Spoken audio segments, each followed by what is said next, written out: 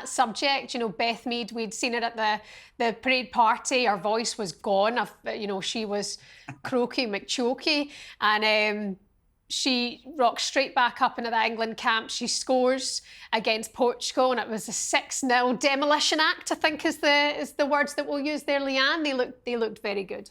They did. And, you know, I think when you look at the Portugal game previously, couldn't get the result, then they beat Spain, then they draw with the USA.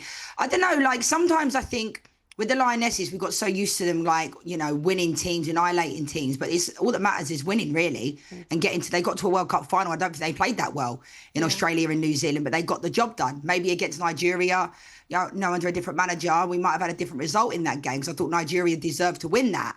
But at the same time, like, one of my biggest like conundrums at the moment, it's not necessarily who's going to start, it's the squad. Because someone like, you know, Lauren James is still, I know Serena's spoken about her a lot, saying, you know, she's announcing her team on Thursday this week. And it's like we've got a number of players. Lauren Hemp looks like she hasn't skipped a beat, to be honest.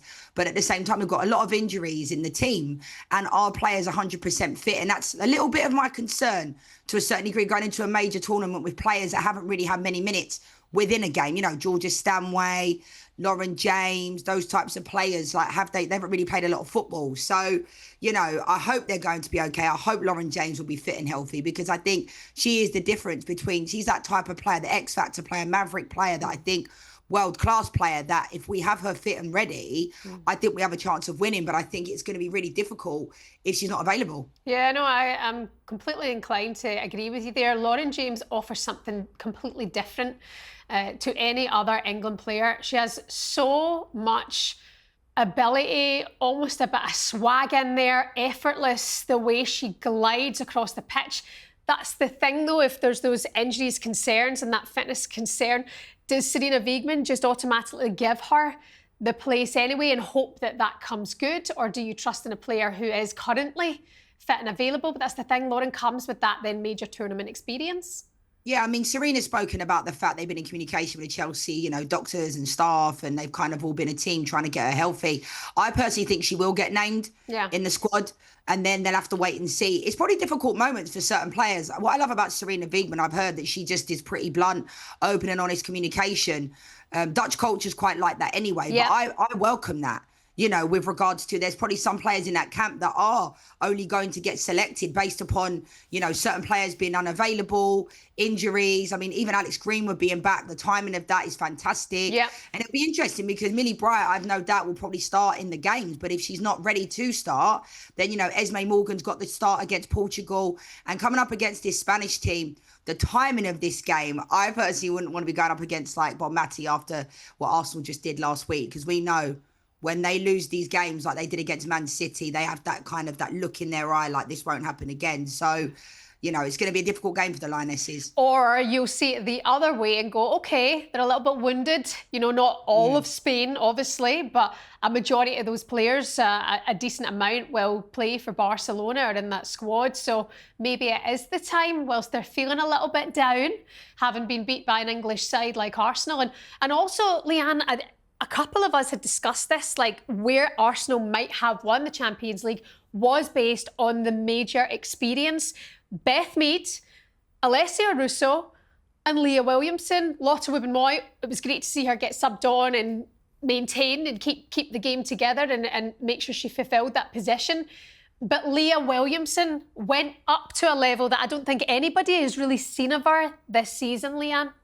No, not since the injury. I don't think we've seen Leah play in that way. But I think because she bleeds Arsenal through and through, you know, been at the club since she was younger, was our mascot. I said to her after the game, Such a sweet picture.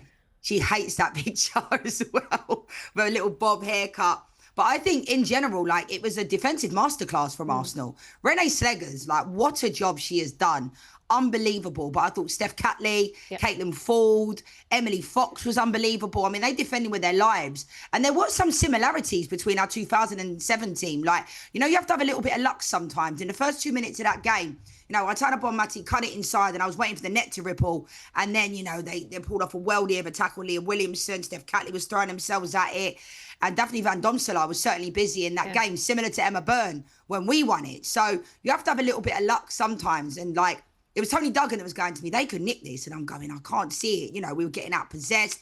Alessia Russo was getting no service at all. And what I loved what Renee did in that game compared to Jonas Eidevall, I feel like what was happening is Stina Blackstenius would come on, Alessia Russo would go off. No, Renee left Alessia on, went out, all guns blazing, tactically made those substitutions. And, you couldn't ask for a better two substitutions. Beth Mead gets that incredible assist. Stina Blackstenius gets the goal. Yeah, no, it was wicked. Stina Blackstenius. She scores the goals. She scores the goals. You should have got on the mic at the parade. I know. They'd be like, get her out of here. She's the devil. Listen, on the subject of the Arsenal story, we need to park it for a minute. Like, even though we'll probably never finish talking about that, can we talk about Adie Beaver-Jones and how great she's been this season, but also that hat-trick in her Wembley debut? She, has got to be considered now for a starting position in Serena's team for the Euros. Yeah, but instead of who? Do you know what I mean? She's been brilliant last year. She's been brilliant this year. I like her. She's a nice girl. Like, you can tell she's so humble. Yeah. But I think she's winning awards left, right and centre as well, But at the same time, I just feel like, look at the last Euros, right? Alessia Russo was coming off the bench for Ellen White. That kind of worked. Ella Toone was coming off the bench as well. I just feel like you have to go with Alessia Russo. But at the same time, Adie Beaver-Jones, she could play out wide. I mean, it's up to Serena. I can't see Serena playing Adie Beaver-Jones out wide. I just can't see it. But I think, Alessia Russo starts in the games and then brings Adie. It's a good, the depth in that position. We spoke about it for a long time. And then obviously an outside chance, Michelle Agyemang as well, could be that kind of wild card decision from Serena Wigman to bring her into the squad, and kind of that player that, is still pretty raw, which I love. I think she's got quite great quality. Look at that goal she scored. And I feel like she could be that type of player that could get selected and could go on to do something in the tournament. But at the same time, it's tournament football. Serena will pick a squad based upon what everyone's going to play. You're going to play. Yeah, I'd take Agyemang. I just think, get her into major tournament experience now, because come 2027, there's a very strong possibility she'll be the number 9 for England. If she has a good season next season, that could be the start of what the future looks like for her as an England player. We saw what happened in her debut. To come on, to have that bottle and that belief, and score a beautiful goal like that, keep her. Make sure she soaks it up. Make sure she gets on top of the experience, learns from those around her, like Hannah Hampton had to do with Mary Earps. Now Mary Earps isn't there, blah, blah, blah. Make sure she's in there now. Yeah, I like her, and I think it was a nice touch at the final. She was there as well. Obviously, she's at Arsenal, goes out on loan to Brighton.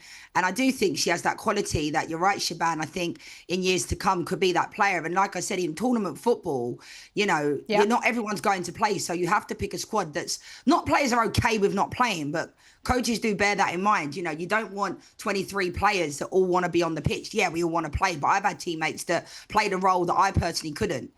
Whether it be a third choice keeper, whether it be somebody that just knows they're not going to get on. It's really difficult to do that at a major tournament.